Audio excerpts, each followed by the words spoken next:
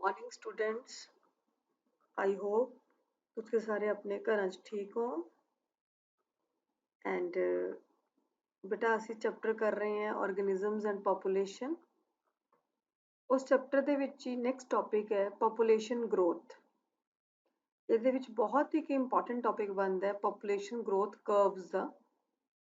Population growth curve ਕਰਨ ਤੋਂ ਪਹਿਲਾਂ we will understand what is a population growth, right?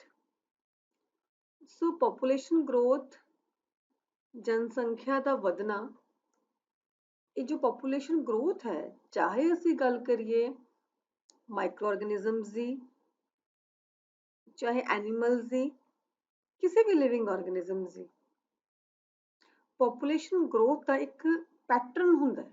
Population ਵਧਣ ਦਾ ਇੱਕ ਪੈਟਰਨ ਹੈ। तो जो पॉपुलेशन वध रही है वो किन्ना फैक्टर्स से डिपेंड करती है, पहले ਆਪਾਂ ਇਹ ਪੜ੍ਹਦੇ ਹਾਂ। Right, first factor, the size of population is an ever changing aspect because it depends upon availability of food, predation and weather conditions। ਕਿਸੇ ਜਗ੍ਹਾ ਤੇ ਪੋਪੂਲੇਸ਼ਨ ਨੂੰ ਵਧਾਉਣ ਲਈ ਜੋ ਮੇਨ ਫੈਕਟਰਸ ਨੇ, ਖਾਣਾ ਅਵੇਲੇਬਲ ਹੈ ਕਿ ਨਹੀਂ ਉੱਥੇ, ਕਿ ਉੱਥੇ ਉਹਨਾਂ ਐਨੀਮਲਸ ਦਾ ਸ਼ਿਕਾਰ ਤਾਂ ਨਹੀਂ ਹੋ ਰਿਹਾ, ਕਿ ਮਰ ਤਾਂ ਨਹੀਂ ਰਹੇ, ਪ੍ਰੀਡੇਸ਼ਨ ਤਾਂ ਨਹੀਂ ਹੋ ਰਹੀ ਉਹਨਾਂ ਦੀ, ਮਤਲਬ ਸ਼ਿਕਾਰ ਤਾਂ ਨਹੀਂ ਹੋ ਰਿਹਾ, ਜਾਂ ਵੈਦਰ ਕੰਡੀਸ਼ਨ ਸੁਟੇਬਲ ਹੈ, ਜਾਂ ਠੰਡ ਦੇ ਵਿੱਚ ਵੀ ਆਰਗੇਨਿਜ਼ਮ ਮਰ ਸਕਦੇ ਆ, ਉਹ ਜ਼ਿਆਦਾ ਗਰਮੀ ਦੇ ਵਿੱਚ ਵੀ, ਕਿ ਉਹ ਜੋ ਵੈਦਰ ਦੀਆਂ ਕੰਡੀਸ਼ਨਸ ਹੈ ਬੇਟਾ ਉਹਨਾਂ ਲਈ ਸੁਟੇਬਲ ਨੇ। ਪਹਿਲਾਂ ਤਾਂ ਇਹ ਫੈਕਟਰਸ ਹੋ ਗਏ। This gives us an idea whether a certain population is growing or declining। ਇਸ ਤੋਂ ਪਤਾ ਲੱਗ ਜਾਏਗਾ ਸਾਨੂੰ ਕਿ ਕੋਈ ਜੋ ਪੋਪੂਲੇਸ਼ਨ ਹੈ ਕਿ ਉਹ ਗਰੋ ਕਰ ਰਹੀ ਹੈ ਜਾਂ ਡਿਕਲਾਈਨ ਦਾ ਮਤਲਬ ਕਿ ਉਹ ਘਟ ਰਹੀ ਹੈ। ਹੁਣ ਪੋਪੂਲੇਸ਼ਨ ਵੱਧ ਰਹੀ ਹੈ ਜਾਂ ਘਟ ਰਹੀ ਹੈ, ਇਹਦੀ ਇਸ ਨੂੰ ਮਤਲਬ ਜੋ ਅਫੈਕਟ ਕਰਦੇ ਨੇ ਕਈ ਫੈਕਟਰਸ ਨੇ।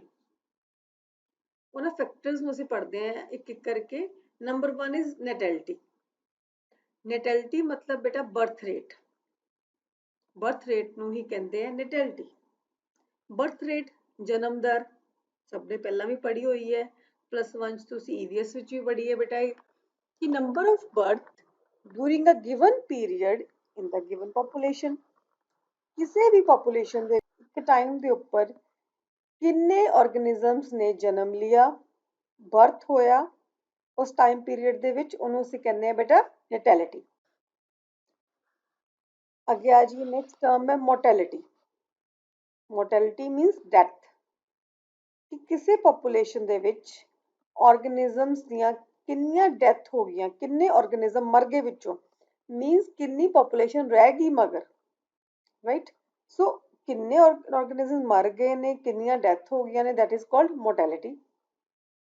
ਅਸੀਂ ਇਹ ਵੀ ਬਹੁਤ ਜ਼ਰੂਰੀ ਹੈ ਚੈੱਕ ਕਰਨਾ ਅਗਰ ਅਸੀਂ ਪੋਪੂਲੇਸ਼ਨ ਦੀ ਗੱਲ ਕਰਦੇ ਹਾਂ ਬੇਟਾ। ਉਸ ਤੋਂ ਬਾਅਦ ਹੈ ਇਮੀਗ੍ਰੇਸ਼ਨ। ਇਮੀਗ੍ਰੇਸ਼ਨ ਦਾ ਮਤਲਬ ਹੈ ਕਿਸੇ ਵੀ ਜਗ੍ਹਾ ਦੇ ਉੱਪਰ ਨਵੇਂ ਇੰਡੀਵਿਜੂਅਲਸ ਦਾ ਐਡ ਹੋ ਜਾਣਾ।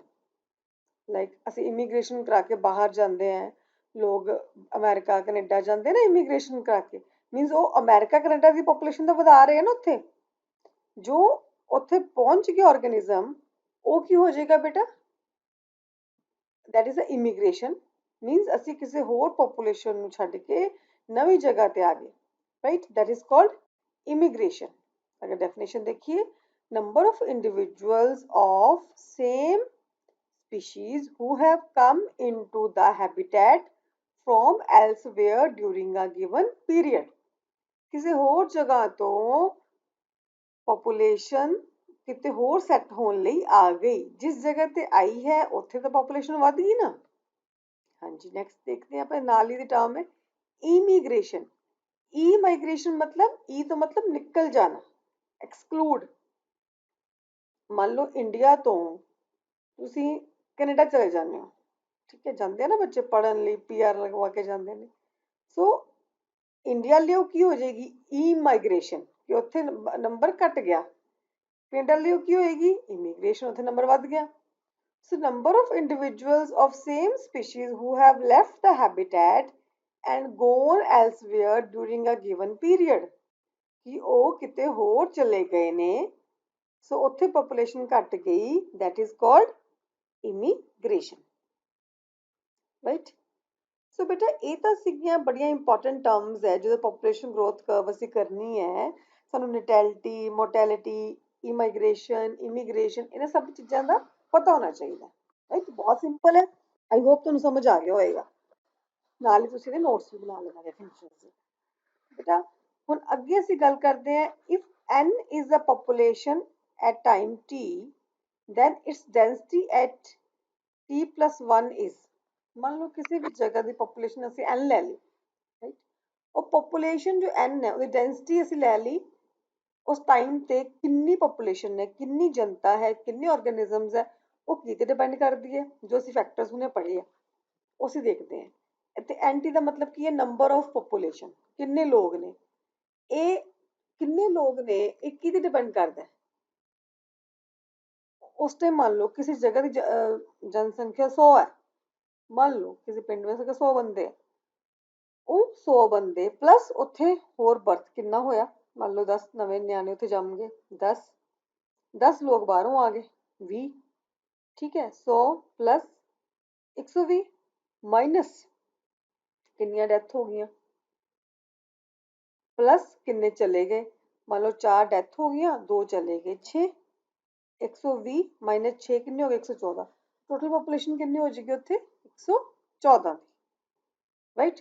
ਸੋ ਕਹਿਣ ਦਾ ਮਤਲਬ ਹੈ ਇਹ ਫਾਰਮੂਲਾ ਅਸੀਂ ਉਦੋਂ ਲੈਂਦੇ ਹਾਂ ਅਗਰ ਅਸੀਂ ਕਿਸੇ ਜਗ੍ਹਾ ਦੀ ਪੋਪੂਲੇਸ਼ਨ ਦੇਖਣੀ ਹੋਵੇ, ਉਸ ਟਾਈਮ ਉਸ ਜਗ੍ਹਾ ਦੀ ਪੋਪੂਲੇਸ਼ਨ ਕਿੰਨੀ ਹੈ। ਕਲੀਅਰ ਹੋ ਗਿਆ ਬੇਟਾ। B for birth rate, I for immigration means ਉੱਥੋਂ ਕਿੰਨੇ ਆਏ ਨੇ ਉਸ ਜਗ੍ਹਾ ਤੇ, D for death and E for immigration ਕਿ ਜਿੰਨੇ ਉੱਥੋਂ ਚਲੇ ਗਏ ਨੇ। ਜੋ ਚਲੇ ਗਏ ਨੇ ਜਾਂ ਮਰ ਗਏ ਨੇ ਉਹ ਘਟਾਵਾਂਗੇ, ਜੋ ਉੱਥੇ ਪਹੁੰਚੇ ਨੇ ਉਹ ਕੀ ਕਰਾਂਗੇ, ਉੱਥੇ ਜੋੜਾਂਗੇ ਉਸ ਪੋਪੂਲੇਸ਼ਨ ਦੇ ਵਿੱਚ, ਰਾਈਟ। ਸੋ ਇਹ ਤਾਂ ਸੀ ਫਾਰਮੂਲਾ ਪੋਪੂਲੇਸ਼ਨ ਡੈਂਸਿਟੀ ਦਾ।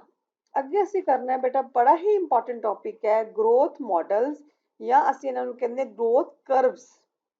ਬਹੁਤ ਇੰਪੋਰਟੈਂਟ ਹੈ, ਇਹਦੇ ਉੱਪਰ ਇੱਕ ਅੱਧਾ ਕੁਐਸਚਨ ਆ ਹੀ ਜਾਂਦਾ ਹੈ ਪੇਪਰ ਦੇ ਵਿੱਚ, ਚਾਹੇ ਛੋਟੇ ਨੰਬਰਾਂ ਦੇ ਘੱਟ ਮਾਰਕਸ ਦਾ ਆਵੇ ਚਾਹੇ ਜ਼ਿਆਦਾ ਦਾ ਆਵੇ। ਸੋ ਬਹੁਤ ਧਿਆਨ ਨਾਲ ਸੁਣੋ ਔਰ ਇਹਨੂੰ ਤੁਸੀਂ ਕਰਨਾ ਹੈ ਅੱਛੀ ਤਰ੍ਹਾਂ, ਨੋਟਸ ਵੀ ਬਣਾਉਣੇ ਨੇ। ਔਰ ਜਿਵੇਂ ਹੀ ਇਹ ਖਤਮ ਹੋ ਜਾਏਗੀ ਵੀਡੀਓ, ਨਾਲ ਦੀ ਨਾਲ ਮੈਨੂੰ ਨੋਟਸ ਬਣਾ ਕੇ ਮੈਨੂੰ ਸੈਂਡ ਕਰਨੇ ਆ WhatsApp ਤੇ, ਜਿਵੇਂ ਤੁਸੀਂ ਅੱਗੇ ਵੀ ਕਰ ਰਹੇ ਹੋ, ਰਾਈਟ। ਅੱਗੇ ਗਰੋਥ ਮਾਡਲ, ਸਭ ਤੋਂ ਪਹਿਲਾਂ ਅਸੀਂ ਕਰਾਂਗੇ ਐਕਸਪੋਨੈਂਸ਼ੀਅਲ ਗਰੋਥ। ਦੋ ਤਰ੍ਹਾਂ ਦੇ ਗਰੋਥ ਕਰਵਸ ਹੈ ਬੇਟਾ ਤੁਹਾਡੇ ਸਿਲੇਬਸ ਦੇ ਵਿੱਚ, ਐਕਸਪੋਨੈਂਸ਼ੀਅਲ ਤੇ ਲੌਜਿਸਟਿਕ, ਰਾਈਟ। ਸਭ ਤੋਂ ਪਹਿਲਾਂ ਅਸੀਂ ਪੜਾਂਗੇ ਐਕਸਪੋਨੈਂਸ਼ੀਅਲ।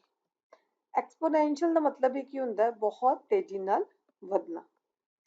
when the resources are unlimited, population tends to grow in an exponential pattern। ਐਕਸਪੋਨੈਂਸ਼ੀਅਲ ਦਾ ਮਤਲਬ ਹੁੰਦਾ ਹੈ ਬਹੁਤ ਤੇਜ਼ੀ ਨਾਲ ਵਧਣਾ, ਬਹੁਤ ਜ਼ਿਆਦਾ। ਇਹ ਤੁਸੀਂ ਨੋਟ ਕਰ ਲਓ, ਇੰਗਲਿਸ਼ ਦਾ ਵਰਡ ਹੈ, ਇਹਦਾ ਮੀਨਿੰਗ ਇਹ ਹੈ ਬਹੁਤ ਤੇਜ਼ੀ ਨਾਲ ਵਧਣਾ, ਬਹੁਤ ਜ਼ਿਆਦਾ ਵਧਣਾ।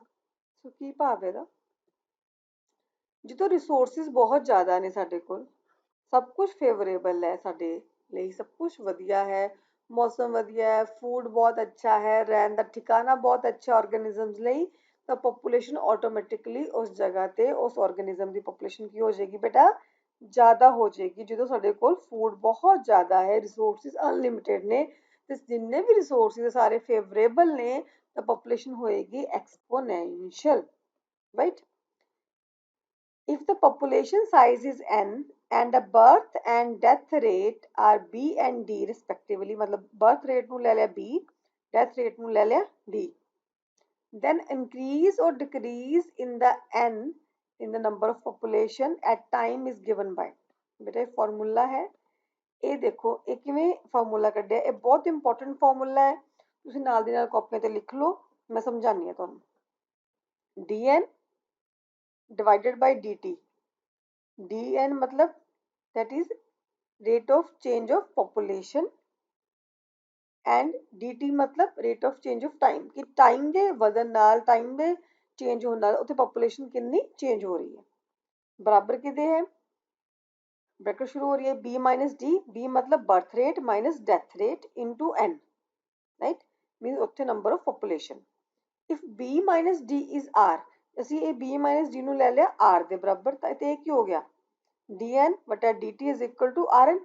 ਇਹ ਫਾਰਮੂਲਾ ਯਾਦ ਰੱਖਣਾ ਹੈ ਤੁਸੀਂ, dn by dt is equal to rn। ਇਹ ਤੁਸੀਂ ਕਾਪੀਆਂ ਤੇ ਲਿਖ ਲਓ। ਇਹ ਫਾਰਮੂਲਾ ਹੈ ਬੇਟਾ ਐਕਸਪੋਨੈਂਸ਼ੀਅਲ ਕਰਵ ਦਾ, ਤੇ ਭੁੱਲਣਾ ਨਹੀਂ ਫਾਰਮੂਲਾ। ਲੌਜਿਸਟਿਕ ਕਰਵ ਦਾ ਅਲੱਗ ਫਾਰਮੂਲਾ ਹੈ, ਐਕਸਪੋਨੈਂਸ਼ੀਅਲ ਦਾ ਅਲੱਗ ਹੈ। ਤੁਸੀਂ ਇਹ ਆਪਣੀਆਂ ਕਾਪੀਆਂ ਤੇ ਲਿਖ ਲਓ, dn ਵਟਾ dt is equal to rn। So rn ਹੋ ਗਿਆ ਇੰਟ੍ਰਿੰਸਿਕ ਰੇਟ ਆਫ ਨੈਚੁਰਲ ਇਨਕਰੀਜ਼, ਕਿ ਕਿਸੇ ਜਗ੍ਹਾ ਤੇ ਨੈਚੁਰਲੀ ਪੋਪੂਲੇਸ਼ਨ ਕਿੰਨੀ ਵੱਧ ਰਹੀ ਹੈ, ਜਦੋਂ ਕੋਈ ਵੀ ਉਸ ਪੋਪੂਲੇਸ਼ਨ ਤੇ ਲਗਾਮ ਨਹੀਂ ਲੱਗੀ ਹੋਈ, ਸਾਰੇ ਫੈਕਟਰਸ ਫੇਵਰੇਬਲ ਨੇ, ਕੋਈ ਵੀ ਇਹੋ ਜਿਹਾ ਫੈਕਟਰ ਨਹੀਂ ਹੈ ਜਿਹੜਾ ਪੋਪੂਲੇਸ਼ਨ ਨੂੰ ਰੋਕੇ। ਮਤਲਬ ਕੋਈ ਨੈਚੁਰਲ ਕਲਾਈਮੇਟ ਹੀ ਨਹੀਂ ਆਈ, ਉੱਥੇ ਮੌਸਮ ਵੀ ਵਧੀਆ, ਸਭ ਕੁਝ ਮਤਲਬ ਸਾਡੇ ਹੱਕ ਦਾ ਹੈ, ਫੇਵਰ ਦਾ ਹੈ, ਤਾਂ ਉੱਥੇ ਤੇ ਪੋਪੂਲੇਸ਼ਨ ਵਧਣ ਦਾ ਫਾਰਮੂਲਾ ਹੋਏਗਾ dn ਵਟਾ dt is equal to rn। rn ਮਤਲਬ ਅੰਦਰੂਨੀ ਜੋ ਰੇਟ ਹੈ ਪੋਪੂਲੇਸ਼ਨ ਵਧਣ ਦਾ, ਉਹਨੂੰ ਲੈ ਲਿਆ। ਉਹ ਡਿਪੈਂਡ ਕਰਦਾ birth rate minus death rate, right. So ਇਹ ਤੁਸੀਂ ਯਾਦ ਕਰ ਲੈਣਾ। ਅੱਗੇ ਕਰਦੇ ਹਾਂ ਬੇਟਾ, ਇਹ ਛੱਡ ਦੋ, ਅੱਗੇ ਕਰਦੇ ਲੌਜਿਸਟਿਕ ਗਰੋਥ। ਲੌਜਿਸਟਿਕ ਮਤਲਬ ਲੌਜਿਕ ਵਾਲੀ। when the resources are limited leading to competition between the individuals and survival of the fittest, then the population tends to grow in a logistic manner। ਕਹਿਣ ਦਾ ਮਤਲਬ ਹੈ, ਹੁਣ ਤੁਸੀਂ ਤੁਹਾਨੂੰ ਇੱਕ ਯਾਦ ਹੋਏਗਾ ਆਪਾਂ ਕਰਵਸ ਕੀਤੀਆਂ ਸੀ, ਜੇ ਸ਼ੇਪ ਤੇ ਐਸ ਸ਼ੇਪ। ਐਸ ਸ਼ੇਪ ਦਾ ਮਤਲਬ ਹੁੰਦਾ ਹੈ ਲੌਜਿਸਟਿਕ ਗਰੋਥ, ਠੀਕ ਹੈ, ਔਰ ਜੇ ਸ਼ੇਪ ਦਾ ਮਤਲਬ ਹੁੰਦਾ, ਹਾਂਜੀ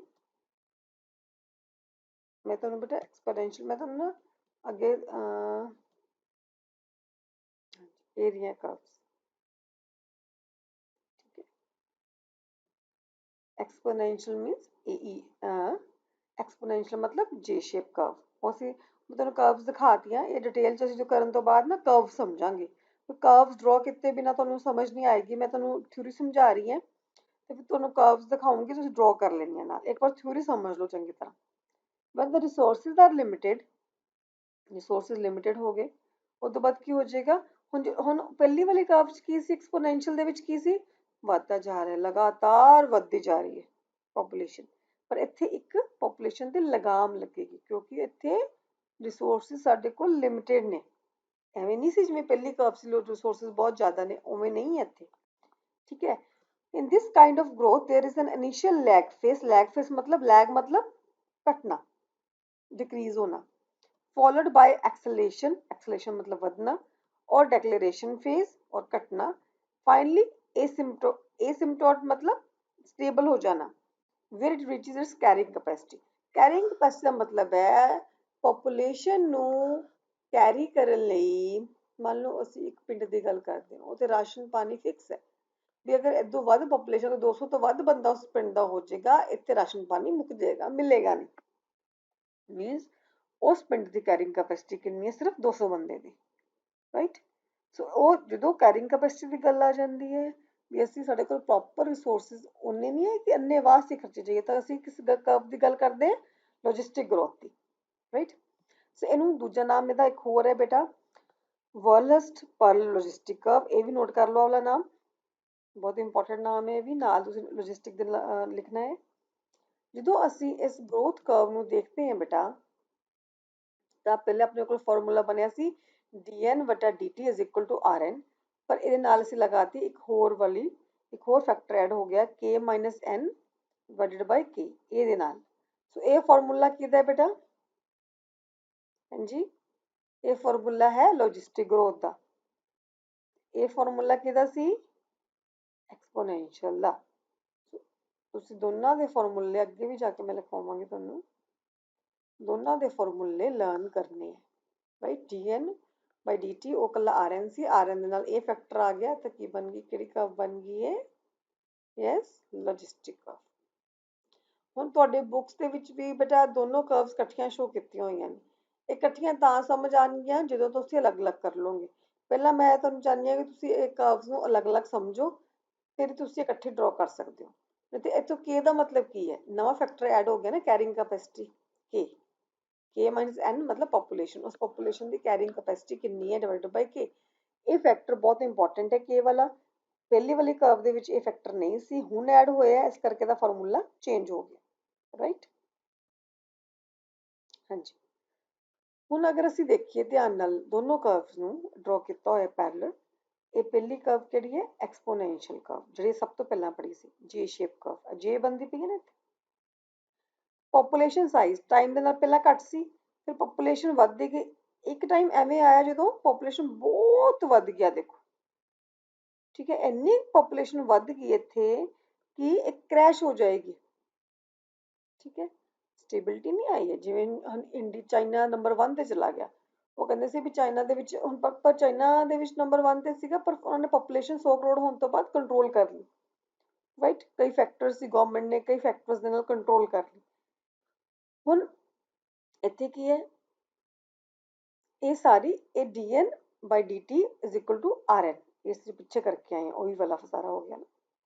ਹੁਣ ਲੌਜਿਸਟਿਕ ਦੇ ਵਿੱਚ ਕੀ ਸੀਗਾ, ਆ ਦੇਖੋ, ਇਹ ਪੋਪੂਲੇਸ਼ਨ ਸਾਈਜ਼ ਹੈ, ਟਾਈਮ ਹੈ, ਇੱਥੇ ਕੀ ਹੈ, ਕਰਵ ਐਸ ਸ਼ੇਪ ਬਣ ਗਈ, ਐਸ ਬਣ ਰਹੀ ਹੈ ਨਾ ਬੇਟਾ। ਹੁਣ ਇੱਥੇ ਜਾ ਕੇ ਕੀ ਹੋ ਗਿਆ ਬੇਟਾ, ਸਟੇਬਿਲਿਟੀ ਆ ਗਈ ਕਿ ਟਾਈਮ ਚਾਹੇ ਵੱਧ ਕੇ ਪੋਪੂਲੇਸ਼ਨ ਸਾਈਜ਼ ਉਨਾ ਹੀ ਰਿਹਾ, ਇੱਕ ਸਟੇਬਲ ਬਣ ਗਿਆ। ਇਹ ਸਟੇਬਿਲਿਟੀ ਕਿੱਥੋਂ ਆਈ ਬੇਟਾ? ਕੈਰਿੰਗ ਕੈਪੈਸਿਟੀ ਦੀ। ਮਤਲਬ ਰਿਸੋਰਸਿਸ ਲਿਮਿਟਡ ਨੇ, ਇਹ ਨਹੀਂ ਹੈ ਕਿ ਕਿੰਨੀ ਮਰਜ਼ੀ ਪੋਪੂਲੇਸ਼ਨ ਵਧੀ ਜਾਵੇ, ਨੋ, ਇੱਥੇ ਐਵੇਂ ਦਾ ਨਹੀਂ ਹੈ। ਇਸ ਕਰਕੇ ਇਸ ਕਰਵ ਨੂੰ ਕਿਹਾ ਜਾਂਦਾ ਹੈ ਲੌਜਿਸਟਿਕ ਗਰੋਥ ਕਰਵ, ਇਹਨੂੰ ਕਿਹਾ ਜਾਂਦਾ ਹੈ ਐਕਸਪੋਨੈਂਸ਼ੀਅਲ ਕਰਵ। ਇਹਦਾ ਫਾਰਮੂਲਾ ਹੈ dn/dt = rn, ਇਹਦਾ ਫਾਰਮੂਲਾ ਹੈ dn/dt = r ਬ੍ਰੈਕਟ ਸ਼ੁਰੂ k - n/k ਬ੍ਰੈਕਟ ਬੰਦ * n। ਇਹ ਫਾਰਮੂਲੇ ਤੁਸੀਂ ਯਾਦ ਕਰਨੇ ਹੈ, ਦੋਨੋਂ ਕਰਵਸ ਵੀ ਡਰਾ ਕਰਨੀਆਂ ਨੇ। ਇਹ ਐਕਸਪੋਨੈਂਸ਼ੀਅਲ ਹੈ, ਇਹ ਲੌਜਿਸਟਿਕ, ਰਾਈਟ। ਸੋ ਬਹੁਤ ਇੰਪੋਰਟੈਂਟ ਟੌਪਿਕ ਹੈ ਬੇਟਾ, ਗਰੋਥ ਕਰਵਸ ਦਾ ਛੱਡਣਾ ਨਹੀਂ ਹੈ, ਇਹਨੂੰ ਅੱਛੀ ਤਰ੍ਹਾਂ ਲਰਨ ਕਰ ਲਓ। ਅੱਗੇ ਬੇਟਾ ਅਸੀਂ ਦੇਖਦੇ ਹਾਂ ਕਿ ਲਾਈਫ ਹਿਸਟਰੀ ਵੇਰੀਏਸ਼ਨ ਦਾ ਮਤਲਬ ਹੈ ਪੋਪੂਲੇਸ਼ਨ ਕਿਵੇਂ ਵੱਧਦੀ ਹੈ, ਕੀ ਫੈਕਟਰਸ ਹੈ। Population tend to increase their reproductive fitness in order to survive better. This is known as Darwinian fitness, मतलब high R value. Population अपने reproductive fitness, अगर किसी जगह की population बहुत ज़्यादा, it means reproductive, मतलब उत्थे population को बढ़ाने वाले factors, जो fitness है वो बहुत अच्छी है, सेहत अच्छी है, मरदे बहुत घट ने लोग, ताई वो survive चंगा कर जाते हैं। Some of trends they follow in course of achieving these. Some organisms breed only once in their life, ਇੱਕ ਵਾਰ ਹੀ breed ਕਰਦੇ ਨੇ, ਇੱਕ ਵਾਰ ਹੀ ਉਹ reproduce ਕਰਦੇ ਨੇ, ਜਿਵੇਂ ਸੈਲਮਨ ਹੈ, ਫਿਸ਼ ਹੈ ਜਾਂ ਬੈਂਬੋ ਟਰੀ ਹੈ। ਕੁਝ ਕਈ ਵਾਰ breed ਕਰਦੇ ਨੇ, ਜਿਵੇਂ ਬਰਡਸ ਤੇ ਮੈਮਲਸ ਕਰੀ ਜਾਂਦੇ ਨੇ, ਹਨਾ, reproductivity ਉਹਨਾਂ ਦੀ ਜ਼ਿਆਦਾ ਹੈ। Some produce a large number of small size offspring, ਜਿਵੇਂ oyster ਹੈ। Some produce small number of large size offspring, ਜਿਵੇਂ birds ਤੇ mammals ਹੈ। ਠੀਕ ਹੈ, ਮੈਮਲਸ ਹੈ ਜਾਂ ਬਰਡਸ ਹੈ, ਜਿਵੇਂ ਡੌਗਸ ਹੈ ਜਾਂ ਕੈਟਸ ਹੈ, ਕਿੰਨੇ ਬੱਚੇ ਹੀ ਪ੍ਰੋਡਿਊਸ ਕਰ ਸਕਦੀਆਂ ਨੇ ਇੱਕ ਟਾਈਮ ਤੇ। ਬਰਡਸ ਕਿੰਨੇ ਐਗ ਲੇ ਕਰ ਸਕਦੇ ਨੇ, ਸੋ ਅਲੱਗ ਅਲੱਗ ਹੈ ਸਾਰੇ ਆਰਗੇਨਿਜ਼ਮਸ ਦੇ ਵਿੱਚ, ਰਾਈਟ। ਬੇਟਾ ਪੋਪੂਲੇਸ਼ਨ ਇੰਟਰੈਕਸ਼ਨ ਤੁਸੀਂ ਪਹਿਲਾਂ ਵੀ ਪੜ੍ਹਿਆ ਹੈ, ਤੁਹਾਨੂੰ ਮੋਨਿਕਾ ਮੈਮ ਵਾਲੀ ਮੈਂ ਵੀਡੀਓ ਭੇਜੀ ਸੀ, ਮੈਮ ਨੇ ਕਰਵਾਇਆ ਬਹੁਤ ਅੱਛੀ ਤਰ੍ਹਾਂ। ਪੋਪੂਲੇਸ਼ਨ ਇੰਟਰੈਕਸ਼ਨ ਤੁਸੀਂ ਕਰ ਚੁੱਕੇ ਹੋ ਕਿ ਕਿਸੇ ਵੀ ਹੈਬੀਟੈਟ ਦੇ ਵਿੱਚ ਬੇਟਾ ਦੋ ਆਰਗੇਨਿਜ਼ਮ ਜਦੋਂ ਆਪਸ ਵਿੱਚ ਇੰਟਰੈਕਟ ਕਰਦੇ ਨੇ, ਇੱਕ ਦੂਜੇ ਉੱਪਰ ਡਿਪੈਂਡੈਂਟ ਨੇ, ਅਸੀਂ ਉਹਨੂੰ ਕਹਿੰਦੇ ਨੇ ਇੰਟਰੈਕਸ਼ਨਸ। ਇੰਟਰਸਪੈਸੀਫਿਕ ਮਤਲਬ ਜਦੋਂ ਦੋ ਸਪੀਸ਼ੀਜ਼ ਦੇ ਵਿੱਚ ਕੋਈ ਇੰਟਰੈਕਸ਼ਨ ਹੁੰਦੀ ਹੈ ਨਾ। ਹੁਣ ਅਸੀਂ ਇੰਟਰਸਪੈਸੀਫਿਕ ਇੰਟਰੈਕਸ਼ਨਸ ਕਰ ਰਹੇ ਹਾਂ, ਉਹਦੇ ਵਿੱਚ ਅਗਲੀਆਂ ਇੰਟਰੈਕਸ਼ਨਸ ਰਹਿ ਗਈਆਂ ਸੀ, ਉਹ ਮੈਂ ਕਰਵਾ ਰਹੀ ਹਾਂ ਤੁਹਾਨੂੰ, ਬਹੁਤ ਈਜ਼ੀ ਵਾਲੀਆਂ ਨੇ। ਸਭ ਤੋਂ ਪਹਿਲਾਂ ਅਸੀਂ ਗੱਲ ਕਰਦੇ ਹਾਂ ਪ੍ਰੀਡੇਸ਼ਨ ਦੀ। ਪ੍ਰੀਡੇਸ਼ਨ ਦਾ ਮਤਲਬ ਕੀ ਹੁੰਦਾ ਬੇਟਾ? ਸ਼ਿਕਾਰ ਕਰਨਾ। ਠੀਕ ਹੈ, ਸ਼ਿਕਾਰ ਕਰਨ ਦਾ ਤੁਸੀਂ ਦੇਖਿਆ ਹੀ ਹੈ, ਜੰਗਲਾਂ ਦੇ ਵਿੱਚ ਸ਼ਿਕਾਰੀ ਸ਼ਿਕਾਰ ਕਰਦੇ ਨੇ ਤਾਂ ਕੌਣ ਮਰਦਾ? ਸ਼ਿਕਾਰੀ ਮਰਦਾ ਨਾ। ਠੀਕ ਹੈ, ਕਦੇ ਤਾਂ ਨਹੀਂ ਦਿਖਿਆ ਵੀ ਸ਼ਿਕਾਰ ਨੇ ਸ਼ਿਕਾਰੀ ਨੂੰ ਮਾਰਤਾ, ਓਬਵੀਅਸਲੀ। ਵੈਸੇ ਹੁੰਦਾ ਤਾਂ ਇਹੀ ਹੈ ਕਿ ਸ਼ਿਕਾਰ ਹੀ ਮਰਦਾ, ਪ੍ਰੇ ਮਰਦਾ, ਪ੍ਰੇ ਮਤਲਬ ਸ਼ਿਕਾਰ। ਸੋ ਪ੍ਰੈਡੇਟਰ ਨੂੰ ਫਾਇਦਾ ਹੋ ਜਾਂਦਾ ਹੈ। ਸੋ ਇਟ ਐਕਟਸ ਐਜ਼, ਇਹਦੇ ਵਿੱਚ ਕੀ ਹੁੰਦਾ ਬੇਟਾ? means of transfer energy to the next higher trophic level and of maintaining balance in the ecosystem, ਕਿ ਇੱਕ ਨੇ ਦੂਜੇ ਨੂੰ ਮਾਰਤਾ। For plants, herbivores are predators and some plants produce secondary metabolites, thorns, poisonous chemicals to ward off predators. ਹੁਣ ਦੇਖੋ ਬੇਟਾ, herbivores ਘਾਹ ਖਾਣ ਵਾਲੇ ਜਾਂ ਪੌਦੇ ਖਾਣ ਵਾਲੇ, ਜਿਵੇਂ ਗਾਵਾਂ, ਬੱਕਰੀਆਂ, ਇਹ ਸਾਰੇ ਹੁਣ ਉਹਨਾਂ ਦੇ ਪਲਾਂਟਸ ਦੇ ਲਈ ਤਾਂ ਪ੍ਰੈਡੇਟਰ ਹੋ ਗਏ ਨਾ, ਉਹਨਾਂ ਦੇ ਪੱਤੇ ਪੁੱਤੇ ਖਾ ਜਾਂਦੇ ਆ, ਪਲਾਂਟਸ ਖਾ ਜਾਂਦੇ ਨੇ, ਰਾਈਟ। ਐਵੇਂ ਹੀ ਕਈ ਫੁੱਲ ਦੇ ਵਿੱਚ ਕੰਡੇ ਹੁੰਦੇ ਨੇ ਜਾਂ ਕਈ ਫੁੱਲ ਬੜੇ ਪੋਇਜ਼ਨਸ ਹੁੰਦੇ ਨੇ, ਉਹ ਕਈ ਇਨਸੈਕਟਸ ਆ ਜਾਏ ਜਾਂ ਬਰਡਸ ਆ ਜਾਣ, ਉਹ ਮਰ ਜਾਂਦੇ ਨੇ। ਅੱਗੇ ਬੇਟਾ ਕਈ ਐਨੀਮਲਸ ਕੈਮੋਫਲੇਜ ਸ਼ੋ ਕਰਦੇ ਨੇ। ਕੈਮੋਫਲੇਜ ਮਤਲਬ ਆਪਣਾ ਰੰਗ ਬਦਲ ਲੈਂਦੇ ਨੇ, ਜਿਵੇਂ ਗਿਰਗਿਟ ਉਹ ਰੰਗ ਬਦਲ ਲੈਂਦੀ ਹੈ ਤਾਂ ਕਿ ਉਹਨੂੰ ਕੋਈ ਵੀ ਪ੍ਰਡੇਟਰ, ਕੋਈ ਵੀ ਸ਼ਿਕਾਰੀ ਉਹਦਾ ਸ਼ਿਕਾਰ ਨਾ ਕਰ ਸਕੇ। ਕੁਝ ਕੀ ਕਰਦੇ ਨੇ, ਪੋਇਜ਼ਨਸ ਸਬਸਟੈਂਸ ਵੀ ਛੱਡਦੇ ਨੇ, ਠੀਕ ਹੈ, ਤਾਂ ਕਿ ਉਹਨੂੰ ਕੋਈ ਵੀ ਸ਼ਿਕਾਰ ਨਾ ਕਰ ਸਕੇ ਉਹਦਾ। ਸਮ praise are poisonous or distasteful, like ਜੋ monarch butterfly is highly distasteful because of special chemical. ਇਹ ਜੋ ਬਟਰਫਲਾਈ ਅਗਰ ਇਹਨੂੰ ਕੋਈ ਸ਼ਿਕਾਰ ਵੀ ਕਰਨਾ ਚਾਹੁੰਦਾ ਹੈ, ਕੋਈ ਇਹਨੂੰ ਖਾਣਾ ਵੀ ਚਾਹੁੰਦਾ ਹੈ ਤਾਂ ਨਹੀਂ ਖਾ ਪਾਉਂਦਾ, ਕਿਉਂਕਿ ਇਹਦੀ ਬਹੁਤ ਹੀ ਗੰਦੀ ਸਮੈਲ ਆਉਂਦੀ ਹੈ, ਬਹੁਤ ਟੇਸਟ ਖਰਾਬ ਹੈ, ਤਾਂ ਕਿ ਇਹਨੂੰ ਇਹ ਮਤਲਬ ਨੇਚਰ ਨੇ ਇਹਨੂੰ ਦਿੱਤਾ ਹੋਇਆ ਹੈ ਕੈਮੀਕਲ ਤਾਂ ਕਿ ਇਹਨੂੰ ਕੋਈ ਖਾ ਨਾ ਸਕੇ, ਰਾਈਟ। ਓਕੇ, ਇਹ ਤਾਂ ਹੋ ਗਿਆ ਪ੍ਰਡੇਸ਼ਨ ਦੀ ਗੱਲ। ਅੱਗੇ ਬੇਟਾ ਕੰਪੀਟੀਸ਼ਨ। ਕੰਪੀਟੀਸ਼ਨ ਦਾ ਤੁਸੀਂ ਆਮ ਹੀ ਸੁਣਿਆ ਵਰਡ। ਕੰਪੀਟੀਸ਼ਨ ਮਤਲਬ ਕੀ ਹੈ, ਜਦੋਂ ਇੱਕੋ ਜਿਹੀਆਂ ਸਪੀਸ਼ੀਜ਼ ਹੈ ਦੋ, ਤਾਂ ਅਸੀਂ ਜਿਵੇਂ ਅਸੀਂ ਕਲਾਸ ਵੀ ਗੱਲ ਕਰਦੇ ਹਾਂ, ਕੰਪੀਟੀਸ਼ਨ ਨੇ ਕਿ ਕੀ ਫਸਟ ਆਏਗਾ, 2 ਫਸਟ ਆਣਗੇ, 3 ਫਸਟ ਆਣਗੇ, ਦੇਖੋ ਡਿਪੈਂਡ ਕਰਦਾ ਹੈ, ਇਹ ਤਾਂ ਨਹੀਂ ਸਾਰੀ ਕਲਾਸ ਫਸਟ ਆ ਜਾਏਗੀ। ਸੋ ਕੰਪੀਟੀਸ਼ਨ ਦਾ ਮਤਲਬ ਕੀ ਹੈ ਕਿ ਜਿਹੜਾ ਜ਼ਿਆਦਾ ਅੱਛਾ ਸ਼ੋ ਕਰੇਗਾ अपना बिहेवियर, अपना यू कैन से परफॉर्मेंस, वो सर्वाइव करेगा, दूजा नहीं करेगा। It occurs only in the closely related species where they share the same type of habitat and food resources। ਹੁਣ ਜੰਗਲ ਦੇ ਵਿੱਚ ਕਹਿੰਦੇ ਦੋ ਸ਼ੇਰ ਨਹੀਂ ਹੋ ਸਕਦੇ, ਜੰਗਲ 'ਚ ਇੱਕ ਹੀ ਸ਼ੇਰ ਹੁੰਦਾ। ਸ਼ੇਰ ਦੀਆਂ ਇੱਕ ਸਪੀਸ਼ੀਜ਼ ਹੀ ਹੈ, ਉਹਦੇ ਦੋ ਜਿਵੇਂ ਕਿ ਉਹ ਨਹੀਂ ਰਹਿ ਸਕਦੇ, ਮਤਲਬ ਰਾਜਾ ਤਾਂ ਇੱਕ ਹੀ ਹੁੰਦਾ, ਠੀਕ ਹੈ, ਮਤਲਬ ਸ਼ੇਰ ਹੋ ਸਕਦੇ ਕਿੰਨੇ ਵੀ ਹੋਣ, ਆਈ ਮੀਨ ਟੂ ਸੇ ਕਿ ਜੋ ਰਾਜ ਕਰਦਾ ਉਹ ਇੱਕ ਹੀ ਹੁੰਦਾ, ਰਾਈਟ, ਕਿਉਂਕਿ ਉਹਨਾਂ ਵਿੱਚ ਕੰਪੀਟੀਸ਼ਨ ਹੈ, ਜੋ ਜ਼ਿਆਦਾ ਤਾਕਤਵਰ ਹੋਏਗਾ ਉਹ ਰਾਜ ਕਰੇਗਾ। However, for competition to take place, resources need not to be always scarce, and competition does not necessarily take place between the same species। ਕਈ ਵਾਰ same species ਦੇ ਵਿੱਚ competition ਨਹੀਂ ਹੁੰਦਾ, ਅਲੱਗ-ਅਲੱਗ species ਦੇ ਵਿੱਚ ਵੀ ਹੁੰਦਾ ਹੈ। In competition, the fitness of one species is significantly lower in the presence of another species, and survival of fittest is ultimately take place। कहना मतलब ਕੀ ਹੈ ਬੇਟਾ ਕਿ ਮੈਂ ਤੁਹਾਨੂੰ ਹੁਣੇ ਦੱਸਿਆ ਹੈ, ਜਿਹੜਾ ਜ਼ਿਆਦਾ ਫਿੱਟ ਹੋਏਗਾ ਲੜਾਈ ਦੇ ਵਿੱਚ, ਜਿਹੜਾ ਕਿ ਜਿੱਤ ਜਾਏਗਾ ਉਹ ਕੀ ਕਰੇਗਾ, ਰਾਜ ਕਰੇਗਾ, ਰਾਈਟ। ਸਰਵਾਈਵਲ ਆਫ ਦਾ ਫਿਟੈਸਟ, ਇਹਦਾ ਬੜਾ ਹੀ ਇੰਪੋਰਟੈਂਟ ਇੱਕ ਪ੍ਰਿੰਸੀਪਲ, ਇਹਦੇ ਉੱਪਰ ਕੁਐਸਚਨ ਆਉਂਦੇ ਆਉਂਦਾ ਹੈ, 2 ਨੰਬਰ ਦਾ ਆ ਜਾਏ ਚਾਹੇ ਮਲਟੀਪਲ ਚੋਇਸ ਆ ਜਾਏ। Ghaus principal, that is Gauss competitive exclusion principle. ये लिख लो बेटा, ये बहुत इंपॉर्टेंट है, सबने डेफिनेशन लिखनी है स्टार पा के बेटा। It states that two closely related species competing for